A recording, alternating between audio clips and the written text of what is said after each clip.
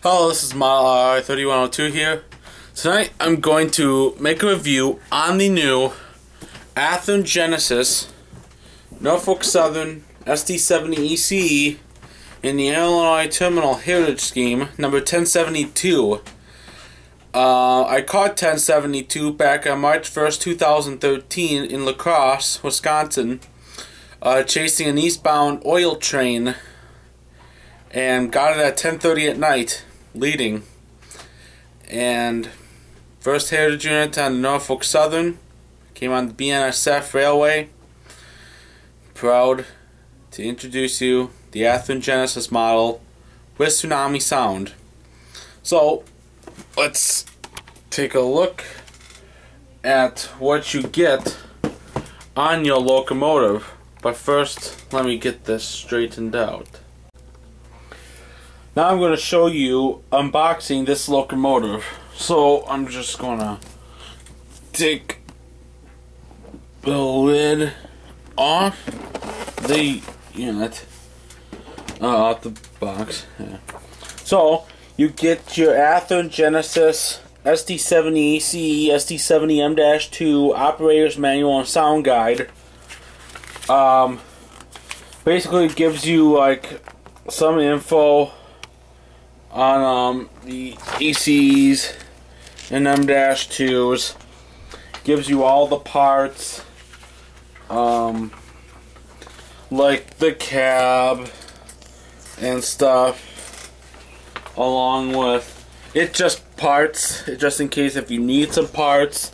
There's the hood. There's also walkway / chassis, the cell, and then you also have handling and maintenance right here. This is on page 14 of your Athearn Genesis manual. And then you got the DCC and sound guide from page 17 to page 20. This is page 17 of it, and it gives you like the functions of the Tsunami decoder, and then on pages 21 and 22 has some examples of ACEs and M-2s, including the UP heritage units. So that's the operator's manual. Then you got two sheets of the Athearn Genesis Locomotive Limited Warranty. Athearn only does this for the Genesis models.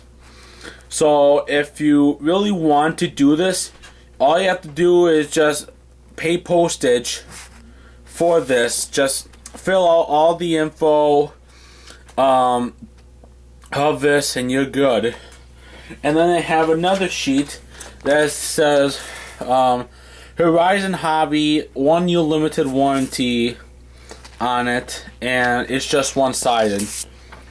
Then you have sign up for Athearn News. If you haven't yet, I highly recommend you sign up for Athearn News, so then you don't miss the latest announcement or when the pre-order deadline's coming up, or when your favorite model hits the shelves. So now, here it is, the box. Let's take this little thing off, and now I am going to pull this thing off as is, and voila, here's 1072. So now I'm going to slide it off, and sorry about the lighting, it's always not that great down here, but so here's the locomotive itself, NS 1072, the Illinois Terminal Heritage Unit, as is. Now I'm going to put this on the track right now. So I turned the light off in the background so you won't have to deal with my shadowing anymore, just for the rest of the video. But you will have to deal with some light issues. But anyways, all it does for Tsunami requires track power, and you will get the sound.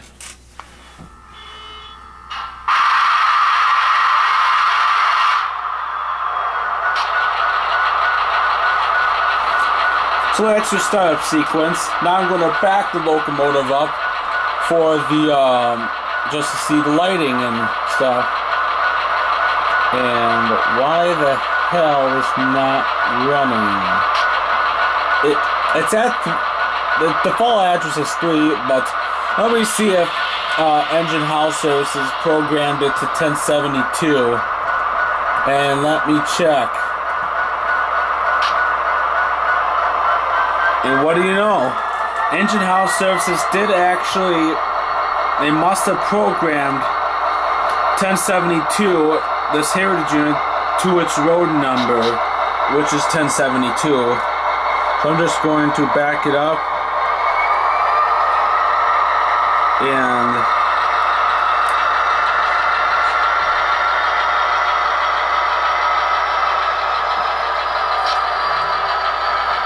okay, that's good enough.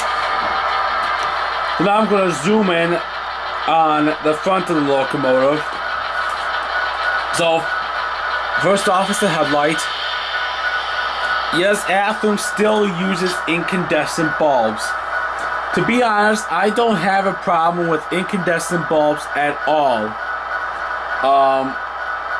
I've only had one locomotive that had a burnt out bulb, which is on a locomotive that I'm trying to sell right now, which is my Athearn -9. So that's the headlight. Here are the ditch lights, which is F5. F0 is the headlight, F5 is the ditch lights. And when you sound the horn, they should alternate. But first, here's the bell.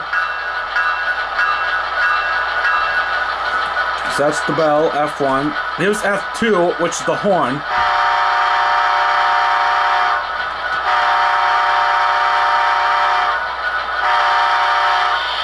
F3, short horn.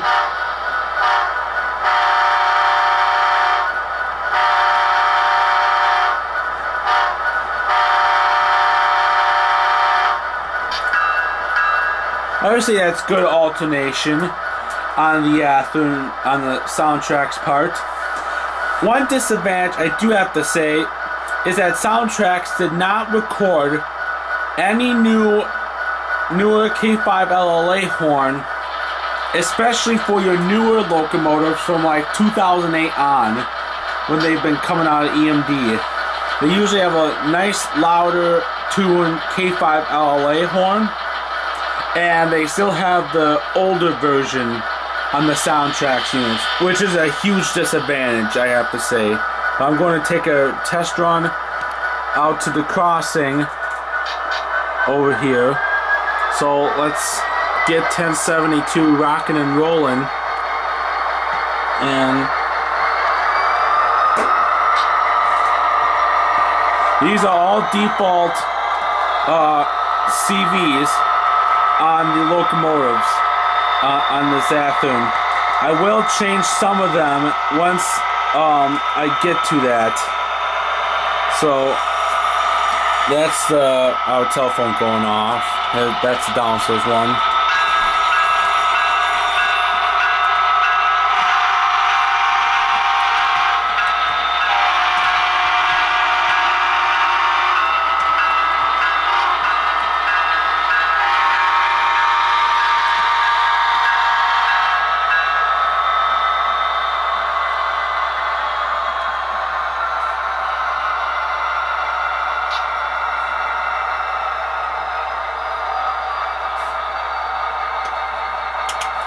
Now I'm going to put this in backwards, and now we're going to see this run long put forward as the Southern did back then.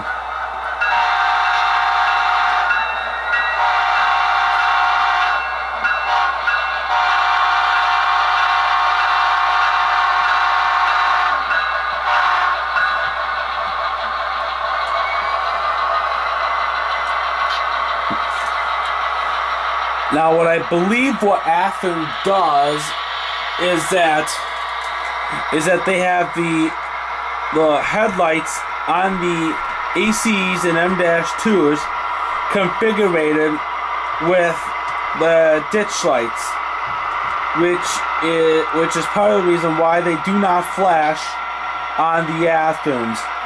I might take a test one day and try to have the ditch lights configured with the front ditch lights, so then the rear headlight would be a lot brighter. But that's what I can say. Next thing I'm going to talk about is the detailing on the locomotive. And I'll explain about that more once I get this locomotive stopped.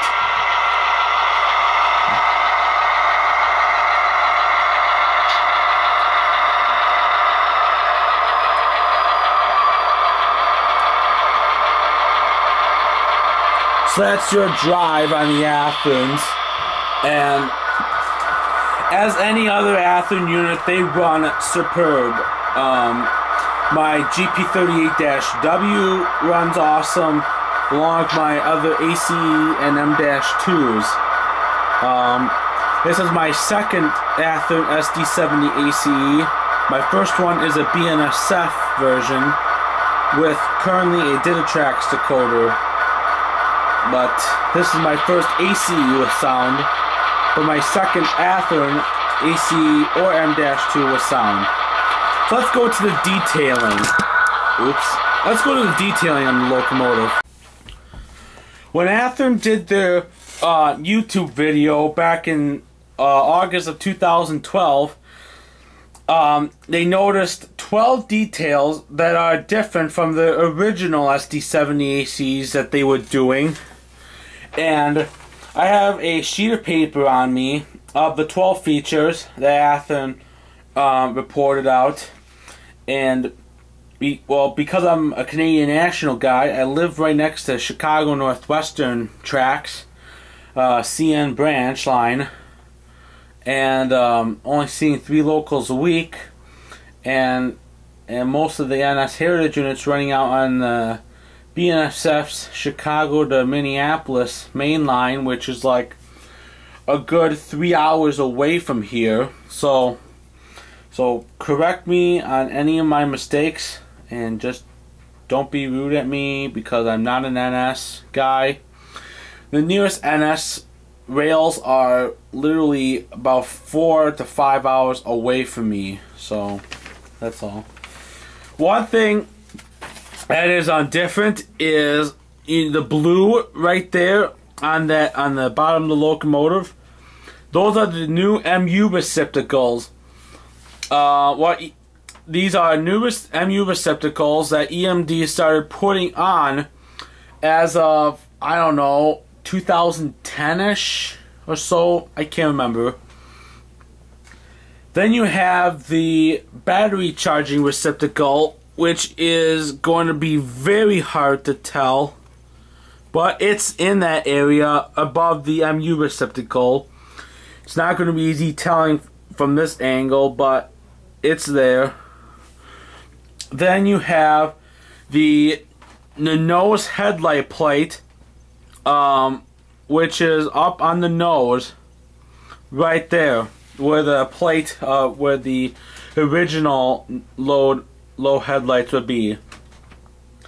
Since late 2007, basically all SD70ACes or M-2s, with the exception of all Norfolk Southern SD70ACes, all had the low headlight, which is the headlights on the cab. Instead, NS wanted them to be up on right by the number boards where they are right now.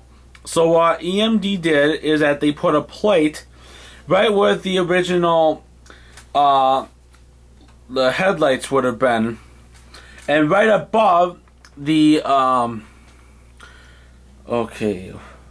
the headlight plate is the padlock box. What the padlock box is is basically it's like a lock, more like a lock, so nobody can break into the locomotive. It may not be easy telling from this video, but it's there. I can somewhat tell from this far. Another thing that is on the down by the MU hoses is the ECP connector box and connections. That is down by the MU hoses and the MU cables. You may see that green tingly thing right over the MU hose. That's what it is. That's the ECP connector box and connections. Now you're looking is on the conductor side of the locomotive. And what I'm trying to point at is right in the middle of the screen is the late inverter cabinet, which is the Chicago blower intake style, where I'm showing it right here. That's a good view now. Those are not on the older ACEs or M-2s. A good example is on my Canadian National. They don't have them, for sure. One thing I do also want to point out are, you may not tell from this, but right under the where there's a louver, right above, right under the numbers 1072, right under the isolated cab, there's a louver, and right under the yellow striping is an LSL indicator light. Those are required if you are going to be running anything leading on the Northeast Corridor. That is required. And I think the reason why they are required is because of the incident back in, I believe, 1987. I believe that's what it is, but I could be wrong, because I'm not an NS guy. Then right where I'm zooming at, right underneath the handrail, is the ECP equipment box, which is right by the fuel tank. And that is correct. And then another thing is over by, you see the turbocharger right up there. You can somewhat see that the doors are sticking out on the turbocharger. On the earlier ACEs and M-2s, they were flush with the long hood doors. They are not anymore. For some reason, they are not like that, and I have no idea why. A couple more things I'd like to show is right by right over just a little right of the axle or whatever that is. There's a sander bracket. It's a late sanded bracket.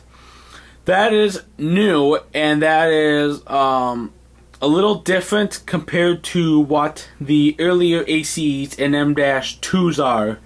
They are a little different. They don't stick off. They don't come off from the trucks. On the earlier models, but they do on the later models. And then there's a couple more things at the show, and then that's it. Now you're looking at the top of the locomotive, and what I'm looking at is on the top of the roof of the cab.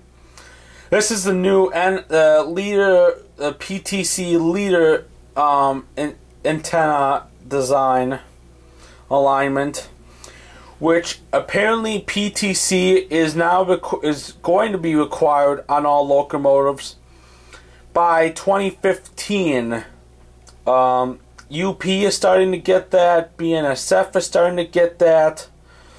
I have not seen any PTC alignment on the Canadian National locomotives. I don't know if CN or CP is going to be required to do that.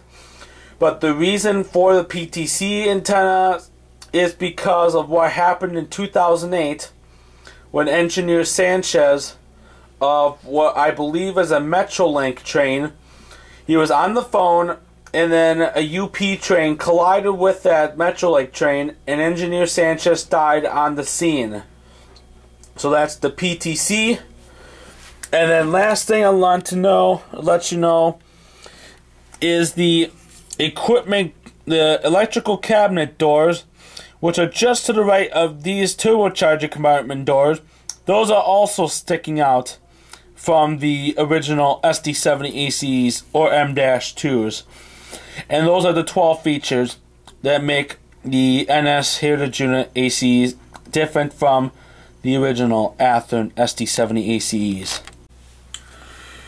So overall, Athearn did a really awesome job on the newer SD70ACe Heritage units. They got all 12 features that were different from the original SD70ACes. I captured all 12 of them, and I thought it was pretty interesting that I got all 12 features. They ran great. Next time soundtracks, or when Athearn do more of these Heritage newer ACs or M-2s, soundtracks should find a newer AC or just find a newer K5 LLA horn and record that. I know from what I've heard, MTH has a newer K5 LLA horn and Athearn doesn't. So that is one thing Athearn should, or soundtrack should, try and fix. But other than that, runs smooth. Details are great. And for retailing, it's $200 without sound and $300 with sound. But you can easily find them discounted for cheaper. Like you can find them for $225 or $240 without or with sound. The $225 and $240, you can find them easily.